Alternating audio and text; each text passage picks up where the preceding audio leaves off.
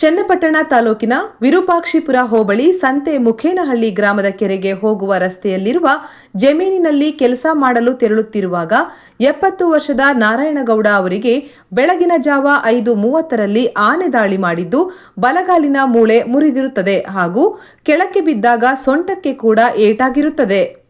ಆನೆ ದಾಳಿ ಮಾಡಿದ ಸ್ಥಳಕ್ಕೆ ವಲಯ ಅರಣ್ಯ ಅಧಿಕಾರಿ ಮಲ್ಲೇಶ ಭೇಟಿ ನೀಡಿ ಅವರನ್ನ ಪಟ್ಟಣದ ಸಾರ್ವಜನಿಕ ಆಸ್ಪತ್ರೆಗೆ ದಾಖಲಿಸಲಾಗಿದ್ದು ಪ್ರಥಮ ಚಿಕಿತ್ಸೆ ಕೊಡಿಸಲಾಗಿದೆ.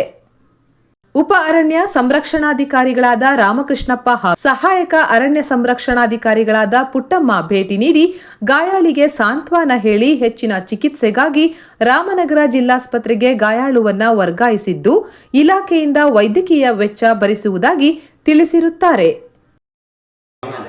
ಎಕ್ಸ್ರೇ ಮಾಡಿಸಿ ನಾನು ನೋಡ್ತೀನಿ, ಯಾರೇ ಮಾಡೋಕ್ಕಾಗಲ್ಲ, ಸರ್ಜನ್ ಮಾಡ್ತೀನಿ, ಇಲ್ಲ ಅಂದ್ರೆ ಬೇರೆ ಹಾಸ್ಪಿಟಲ್ ಇವರು ಡಾಕ್ಟ್ರು ಮೇಡಮ್ ಒಂದು ನಿಮಿಷ ಬೈ ಮಾಡ್ತಾರೆ.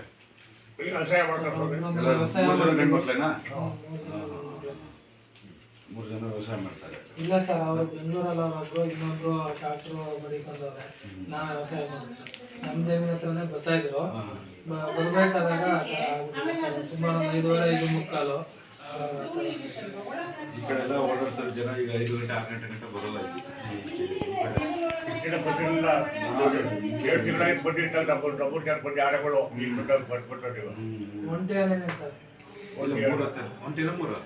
ಒಂಟಿ ಸರ್, ಎಲ್ಲ ಬಾಳೆಗಿಡ ಎಲ್ಲ ಇದು ಮಾಡಿ ನಾವು ಸುಮಾರು ಒಂದು 15 ದಿನದಲ್ಲಿ ಬಂದಿತ್ತು. ನಮ್ದು ತೆಂಗಿನ ಸೊಸೆ ಬಾಳೆ ಎಲ್ಲ ತುಳಿದು ಇದು ಮಾಡಿತ್ತು ಸರ್, ಕೊಟ್ಟಿರ್ಲಿಲ್ಲ. ಊರಲ್ಲಿ ಯಾರು ಗೋಡ ಕಡೆ ಕೊಡ್ತಾನೆ ಅದಕ್ಕೆ